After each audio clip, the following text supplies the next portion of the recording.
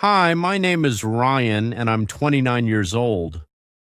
I work as a software developer in a bustling city, surrounded by towering skyscrapers and the constant hum of life. I spend most of my days in front of a screen, writing lines of code that bring ideas to life. On the surface, my life might seem ordinary, routine driven, and predictable.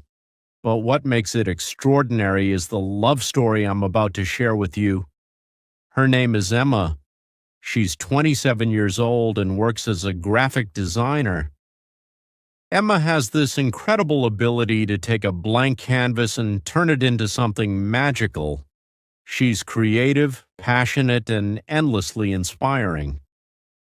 Emma loves rain, how it smells, how it feels, and the way it turns the world into a soft, dreamy painting. She's also obsessed with coffee, always experimenting with different blends and brewing methods. We met at a small cafe one rainy evening. It wasn't a planned meeting, just one of those serendipitous moments that you only realize was significant when you look back. I was there trying to escape the rain, sitting by the window with a steaming cup of coffee and my laptop open. I was stuck on a particularly tricky piece of code when I heard a voice behind me. Mind if I sit here? I looked up and saw her, Emma, with her damp hair and an umbrella dripping with raindrops. She was holding a sketchbook, her eyes bright with curiosity. The cafe was crowded, and mine was the only table with an empty seat.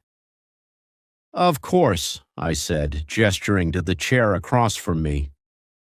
She smiled and sat down, her presence filling the small space with an inexplicable warmth. For the first few minutes, we didn't speak. She opened her sketchbook, and I returned to my work, but I couldn't help glancing at her. She was drawing something, her hand moving with graceful confidence, and I was intrigued. "What are you working on?" I finally asked, unable to contain my curiosity.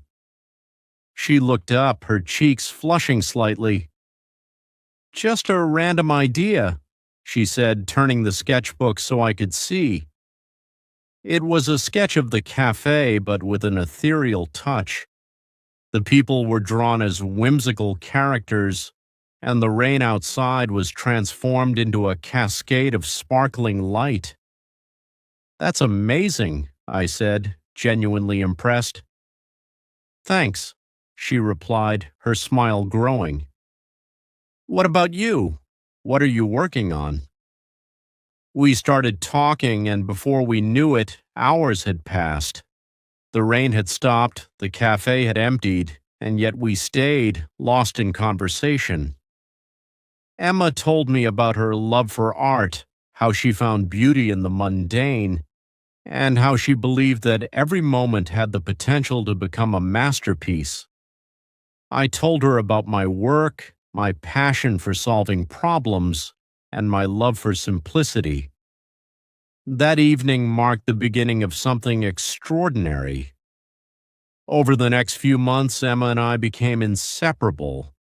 We spent countless evenings exploring the city, discovering hidden gems, and sharing our dreams. She introduced me to her world of colors and creativity, while I showed her the structured elegance of coding. We were opposites in many ways, but that's what made our connection so special.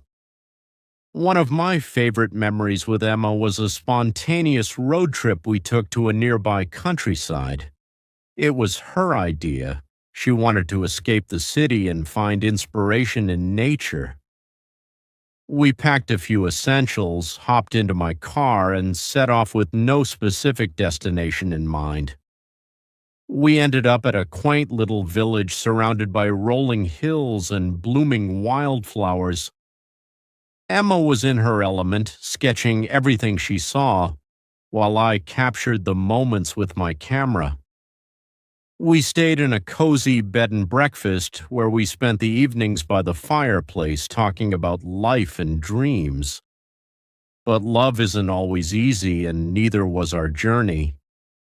There were misunderstandings, moments of doubt, and times when our differences felt like obstacles. Emma's free spirited nature sometimes clashed with my need for order, and my logical approach to life sometimes frustrated her. One particularly tough period came when Emma got a job offer from a prestigious design firm in another city. It was an incredible opportunity for her, but it also meant we'd have to be apart. "I don't want to leave you," she said one night, tears streaming down her face. "And I don't want you to give up your dream for me," I replied, my heart breaking at the thought of losing her. After many long conversations, we decided to make it work. Emma moved to the new city and we transitioned into a long-distance relationship. It wasn't easy, but we made it a point to stay connected, visiting each other whenever we could and finding creative ways to keep the spark alive. One of the most beautiful moments in our relationship happened during one of these visits. Emma had been working on a major project for her new job, and she invited me to the gallery where it was being showcased.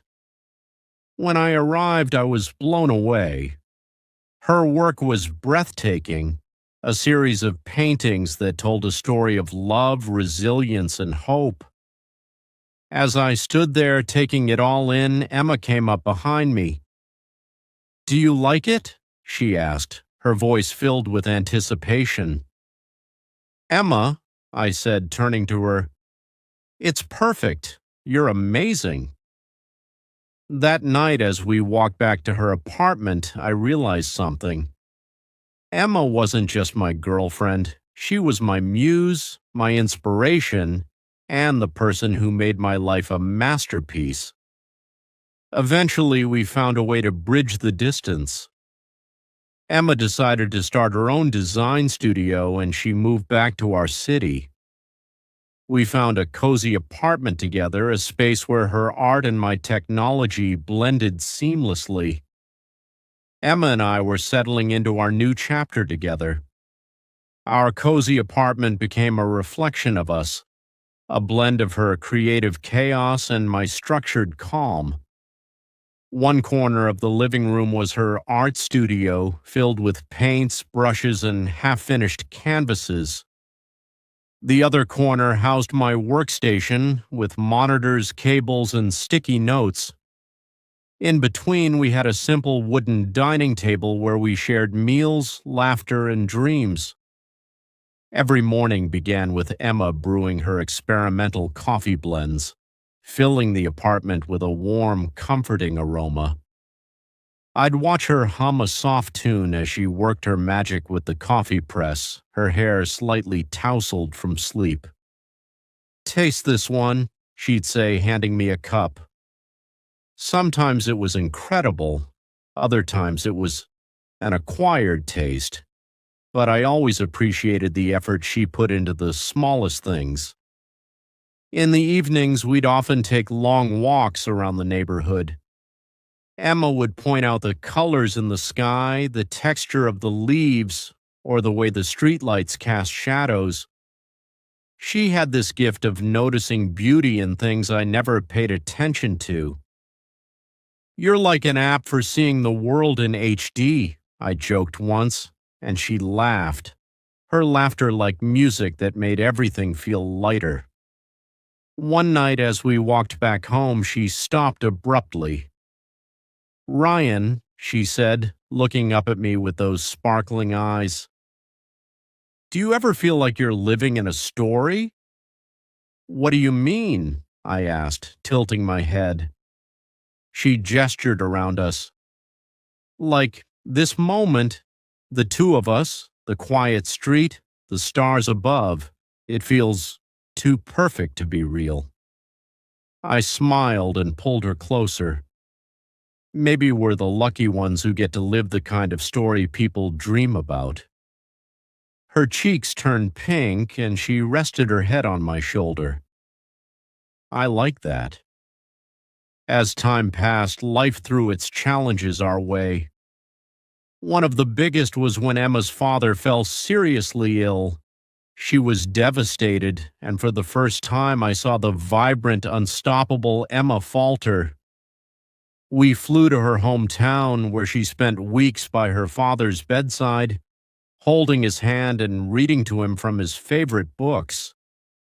During those weeks, I tried to be her rock. I took care of things at home, brought her food when she forgot to eat, and simply sat with her in silence when words weren't enough. Watching her care for her father, I realized just how deep her love and compassion ran. One evening, as we sat in the hospital waiting room, she turned to me, her eyes brimming with tears. "Ryan, what if I lose him?" I took her hand in mine. "Then we'll face it together," I said softly. "But for now, he's still here, and you're giving him everything he needs. You're strong, Emma, stronger than you know." Her father eventually recovered, and though the experience left us both emotionally drained, it also brought us closer. It reminded us of the fragility of life and the importance of cherishing every moment. As our relationship grew deeper, so did our dreams for the future. Emma's design studio began to flourish, and she started getting recognition for her unique style. I, too, was making strides in my career, leading a team on an ambitious project that had been a dream of mine for years. One evening, after a particularly long day at work, I came home to find Emma waiting for me with a candlelit dinner.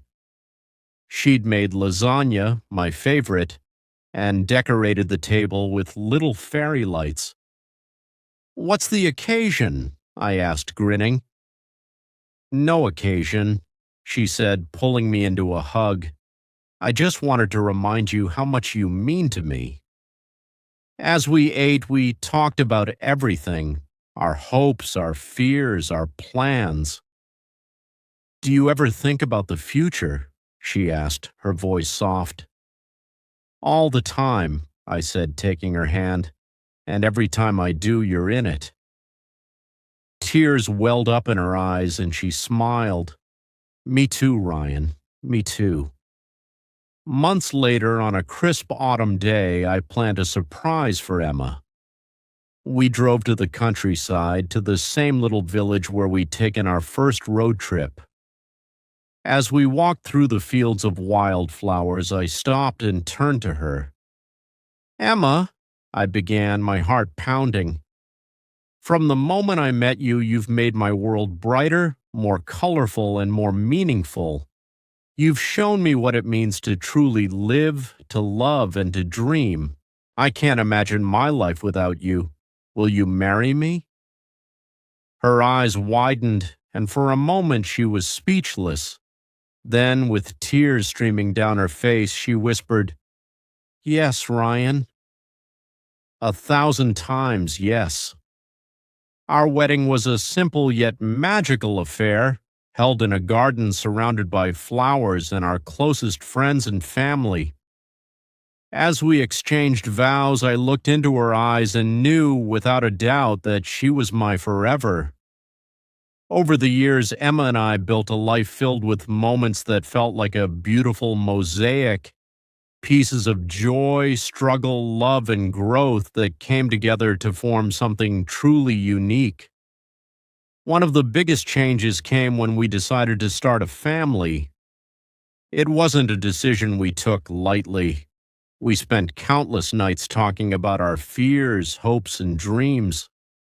Emma worried about balancing her career and motherhood, and I wondered if I'd be a good father.